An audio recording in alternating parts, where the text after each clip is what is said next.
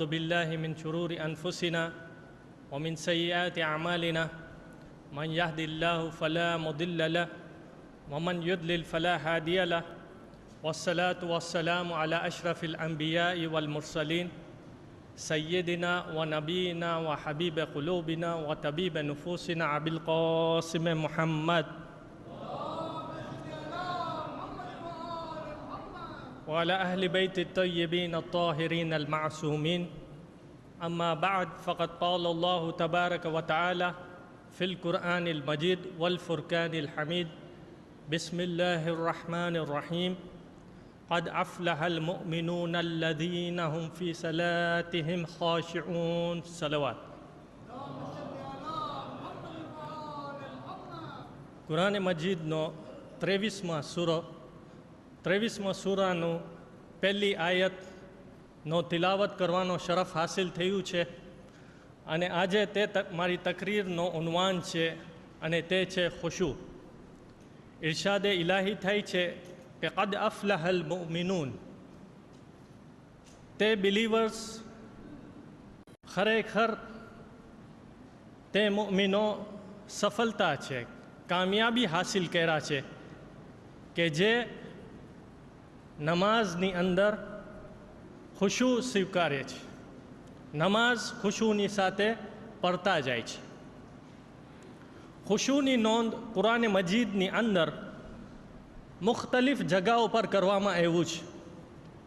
જેવી રીતે આપણે જોશું કે સૂરતુલ હદીદની અંદર ઇરશાદે ઇલાહી થાય છે કે અલમ યાની લિલ્લદીના આમનુ અન તખ્શઅ કુલુબુહુમ લિધિક્રિલ્લાહ, શું તે લોકો વાસ્તે તે સમય નથી આવ્યું કે અલ્લાહના zikરથી તેઓના દિલોની અંદર ખુશુ પેદા થાય. યાની એક તરીકો ખુશુનો એ છે કે અલ્લાહને યાદ રાખવો. હવે અહીંયા એક સવાલ આવીને ઊભો રહી જાય છે કે અલ્લાહની જે યાદી છે, અલ્લાહનો જે રિમેમ્બરન્સ છે, આયા અલ્લાહને યાદ રાખવું જોઈએ કે અલ્લાહને યાદ કરવું જોઈએ? મુફસ્સિરીન આ બહેસ ઉપર ઘણી ચર્ચા કર્યા છે. અલ્લાહને યાદ એ શખ્સ ક્યારે કરે જ્યારે એનો મતલબ હોય છે, જ્યારે તકલીફમાં આવી જાય છે. અને જે શખ્સ અલ્લાહને યાદ રાખે છે એ 24 કલાક અલ્લાહને યાદ રાખતો જાય છે, ચાહે તકલીફમાં હોય કે ચાહે એના સારા દિવસો હોય. ગુજરાતીમાં એક કહેવત છે કે ગરજ સરે અને વેદ વેરી. ઇન્સાન એના મતલબનો તાબેદાર છે. જ્યારે ભૂખ લાગે છે ત્યારે ખોરાકીને યાદ કરે છે, અને જ્યારે બીમાર પડે છે ત્યારે તબીબને યાદ કરે છે. પરંતુ જ્યારે એનો બીમારીનો ઈલાજ થઈ જાય છે ત્યારે તબીબની બાજુમાં નથી જાતો.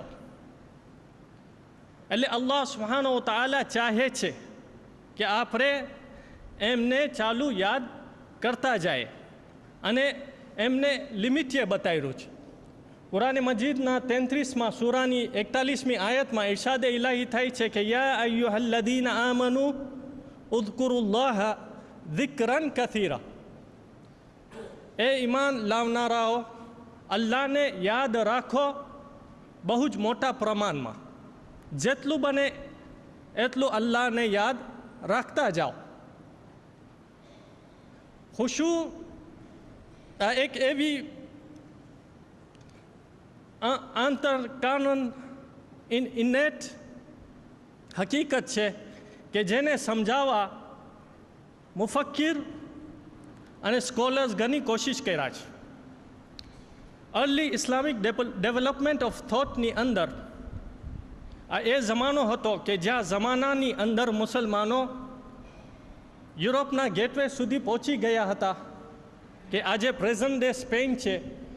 એ જમાનાની અંદર મુસલમાનો ફક્ત દીની તાલીમની અંદર નહીં, બલકે સાયન્ટિફિક ડેવલપમેન્ટની અંદર એ પ્રગતિ કરી ચૂક્યા હતા.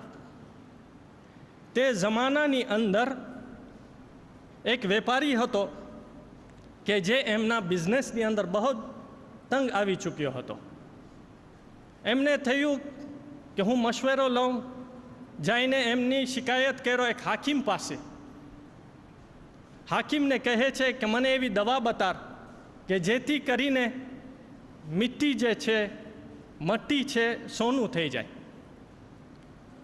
તો હાકીમે એમને નુસ્ખો લખી આપ્યો, કાગળ ઉપર એમને કાંઈ લખી આપ્યું અને એમને કહ્યું કે આ નુસ્ખાને તું પડતો જાજે, ઇન્શાલ્લાહ મિટ્ટી જે છે સોનું થઈ જશે.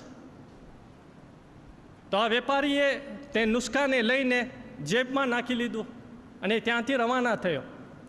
જ્યારે જઈ રહ્યો હતો ત્યારે હાકીમે એને વાપસ બોલાવ્યો કે એક વાત હું ભૂલી ગયો તને કહેતા, જ્યારે તું આ નુસ્ખાને પરે ત્યારે યાદ રાખજે બંદરના ખ્યાલ નહીં કરતો, વાંદરાઓના ખ્યાલ નહીં કરતો.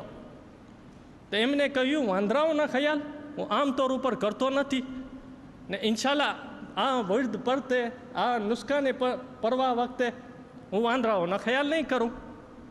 એ ત્યાંથી રવાના થઈ ચૂક્યો અને અમુક સમય પછી ફરીથી પાછો આવે છે હાકીમને મળવા. હાકીમે જોયું કે વેપારી આવી રહ્યો છે તો એને કહેવા માંડ્યો કે મને લાગે છે અત્યાર લગી તો અનેક સોનાના મહલો બનાવી લીધો હોઈશ, અત્યાર લગી તો અનેક સોનાના મહલો બનાવી ચૂક્યો હોઈશ. તો વેપારીએ કહ્યું કે સોનાના મહલોની દૂરની વાત, હું ખાકમાંથી પથ્થરીએ નથી બનાવી શક્યો. તો એમને કહ્યું કેમ? એને કહ્યું, વેપારીએ કહ્યું કે જ્યારે હું આ નુસ્ખાને પરવાનો શરૂ કરી નાખું છું, શરૂ કરવાનો હજી તો વિર્ધ કરું છું અને મને બંદરોના ખ્યાલ આવે છે, મને વાંદરાઓના જ ખ્યાલ આવે છે. આ તમારો નુસ્ખો દેવા પાછો તમને આવ્યો છે.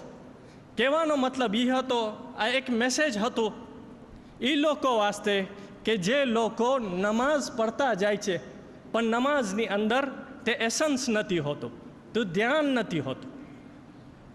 તે નમાઝ કે જેની અંદર ખુશુ નથી હોતી, તે નમાઝ ચાહે અલ્લાહના ઘરની અંદર પડવામાં કેમ ના આવે, તે નમાઝ અલ્લાહને પસંદ નથી હરગીઝ.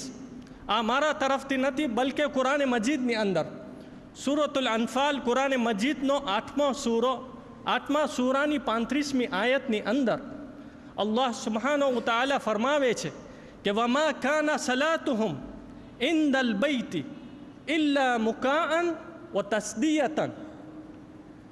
બૈતુલ્લાહની આસપાસ, અલ્લાહની ઘરની આસપાસ તેઓની નમાઝ નથી સિવાય કે સીટી લગાડવા અને તાલીઓ પાડવા સિવાય કાંઈ નથી.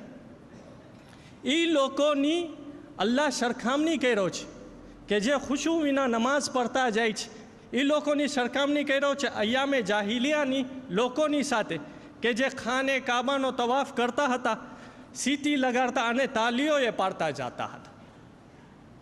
એટલે ખુશુ બહુ જ ઇમ્પોર્ટન્ટ આસ્પેક્ટ છે નમાઝનો. ઇમામ ખુમૈની રિદવાનુલ્લાહી અલૈહ ખુશુના બારામાં અમુક ઉછાર કહી ગયા છે. તે ફરમાવ્યા છે કે ખુશુની આધારી ઇન્સાનના મન ઉપર છે. ખુશુની આધારી ઇન્સાનના મન ઉપર છે અને તેમને મનની બહેતરીન મિસાલ અર્પણ કર્યા છે. તે ફરમાવ્યા છે કે ઇન્સાનનો જે મન છે એ પક્ષી જેવું છે, એક બર્ડ જેવું છે. એ કઈ પક્ષી કે જે એક ઝાડના શાખા ઉપર ઉડીને બીજા ઝાડના શાખા ઉપર બેસવા જાય છે. હજી તો ઇન્સાન એક ખ્યાલ ખતમ કરે છે અને બીજો ખ્યાલ શરૂ કરી નાખે છે. એ હાલત થઈ જાય છે નમાઝની અંદર કે પોતાને ખબર નથી કે નમાઝ પઢી રહ્યો છે કે પછી નાઝ કરી રહ્યો છે. કે જે રીતના આપણે ગુજરાતીની અંદર કહેતા જાય છે કે નથી 3માં, નથી 13માં અને નથી 56ના મેરમાં, બિલકુલ ગુમનામ થઈ જાય છે. એમને પોતાને ખબર નથી અહમિયત, સિગ્નિફિકન્સ નમાઝની. અગર જો એ ખબર હોતે તો આવી હરકતો ન કરતે. કારણ કે નમાઝ એક પ્રિવિલેજ છે, એક મોકો છે કે જે મુઅમિનને દેવામાં આવે છે કે ચાહે તો અલ્લાહ સાથે વાત કરી શકે છે. બિલકુલ કુરાન મજીદની અંદર અલ્લાહ સુબ્હાનહુ વ તઆલા આપણે બહેતરીન મિસાલ આપ્યો છે કે જેવી રીતના મૂસા અલૈહિસ્સલામ અલ્લાહની મુલાકાત કર્યા અને મોકો મળ્યો વાત કરવાનો, એવી જ રીતે બિલીવરને, મુઅમિનને મોકો મળે છે 5 વખત દિવસની અંદર અલ્લાહ સાથે વાત કરવાનો. જ્યારે મૂસા અલૈહિસ્સલામ અલ્લાહની સાથે વાત કરવાનો મોકો મળ્યો ત્યારે તેઓને એક સવાલ પૂછવામાં આવે છે. મૂસા અલૈહિસ્સલામને એક સવાલ પૂછવામાં આવે છે પરવરદિગાર તરફથી. સૂરત તાહા 20મો સૂરો